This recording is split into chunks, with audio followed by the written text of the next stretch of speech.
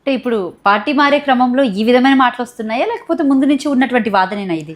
పార్టీకి మారేటటువంటి ఎందుకు మారాల్సి వచ్చింది అనేది నేను చెప్తున్నాను.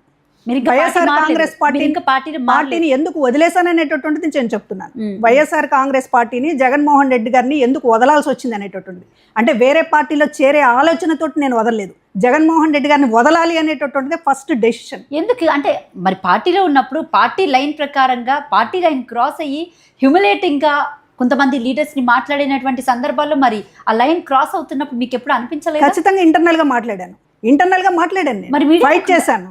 ఓకే, ఇంటర్నల్గా మాట్లాడాను, ఫైట్ చేశాను. చేంజ్ అవ్వకపోతే చాలా నష్టపోతాం అనేటటువంటి ఈ యాటిట్యూడే సరైనది కాదనేటటువంటి చాలా గట్టిగా మాట్లాడాను. ఎంత చేయాలో అంతవరకే చేయగలము. ఏ సిస్టంలోనైనా ఎంతవరకు మనం వెళ్ళగలమో అంతవరకే వెళ్ళగలం. అయితే మీరు విమెన్ కమిషన్ చైర్పర్సన్ కాబట్టి బేసిక్గా ఆ మధ్య కాలంలో వచ్చినటువంటి కొన్ని రూమర్లు, అంటే అమ్మాయిలు మిస్సింగ్లు కానివ్వండి, లేకపోతే రేప్ అటెంప్ట్లు కానివ్వండి, ఆడవాళ్ళలో బేసిక్గా ఏపీ రాష్ట్రం ఏదైతే ఉందో ఆడవాళ్ళ క్రైమ్ రేట్లో 3rd ప్లేస్లో ఉంది.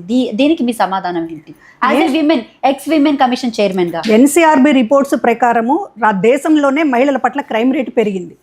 ఏపీకి సంబంధించి వచ్చినప్పుడు ఇంతకు ముందు ఎట్లా ఉందో దాని రేషియోలోనే పెరుగుతున్నాయి క్రైమ్ అనేటటువంటిది. ఇంతకు ముందు నుంచి ఎట్లా జరిగిందో దాని రేషియోలోనే పెరుగుతుంది.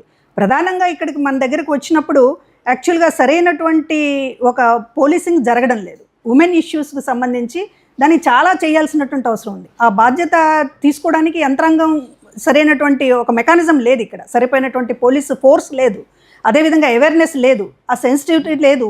ఉమెన్ ఇష్యూస్ పట్ల ఎట్లా వ్యవహరించాలనేటటువంటిది ఆ సెన్సిటివిటీ కూడా డిపార్ట్మెంట్లో చాలా తక్కువైంది.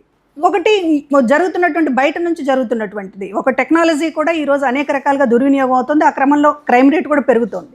ఈరోజున కాలేజ్ స్టూడెంట్స్ కూడా కాదు, హై స్కూల్ స్టూడెంట్స్ దగ్గర నుంచి కూడా ఒక పక్కదారి పట్టడం అనేటటువంటి జరుగుతున్నప్పుడు దానికి తగ్గట్టుగా సొసైటీ మౌల్డ్ అవ్వాల్సినటువంటి అవసరం ఉంది. అది గవర్నమెంట్ సొసైటీ బాధ్యత అనుకుంటుంది, గవర్నమెంట్ బాధ్యత అనుకోవడం లేదు.